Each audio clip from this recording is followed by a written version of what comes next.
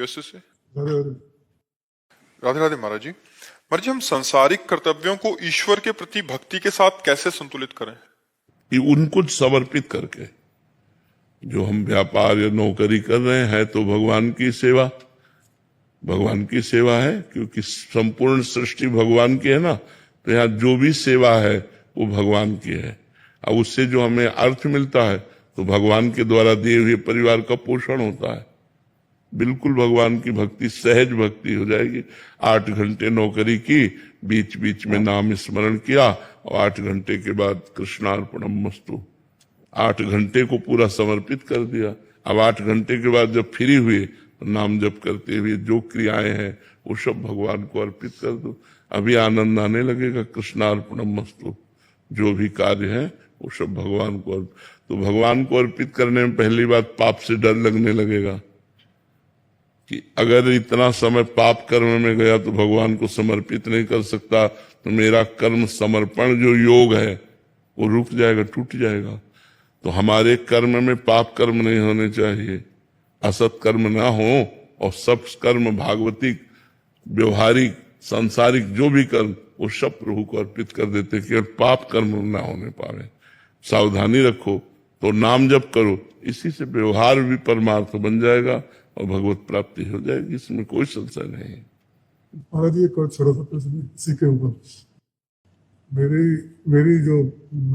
Ex wife और मेरा बेटा, मैं वो जो है ना, उनको बिल्कुल भक्ति पसंद नहीं है।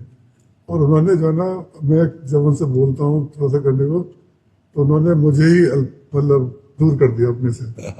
तो समझ में नहीं आती कि एक तो मैं भक्ति कर रहा हूँ, ऊपर से ऐसा हो रहा है।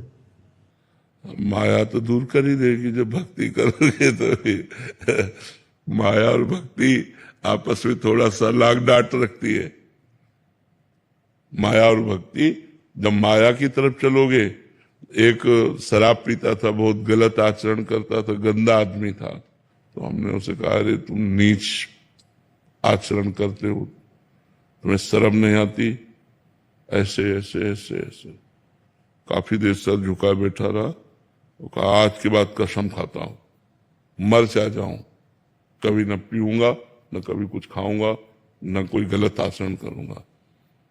उसने बताया कि जब मैं पीता था, गंदे आचरण करता था, तो 10 लोग मेरे मित्र थे, लेकिन आज जब मैं सही ढंग से चल रहा हूं तो सब मुझे गाली देते, कोई मेरे से मित्रता नहीं करता, ये अब कोई मेरा नहीं रह गया। अब कहा, यही भगवान की लीला होती है कि जब तुम भक्ति में चले तो वो सब विरोधी हो गए, और जब तुम माया में चल रहे थे तो वो सब तुम्हारे मित्र थे। तो हमें लगता है हमें सद आचरण नहीं छोड़ने चाहिए, हमें भक्ति नहीं छोड़ना चाहिए। उनको भी प्यार दुलार करो यथोचित, लेकिन भक्ति न छोड़ देना कि हमने भक्ति की तो परिवार रूस गया। तो परिवार तो ऐसे भी छूटेगा, आज नहीं तो कल। शरीर छूटेगा तो परिवार छूटेगा कि नहीं? तो भगवान का भजन न छोड़ना, ये बात अंदर अंदर भगवान का भजन करते रहो। लच्छी राम।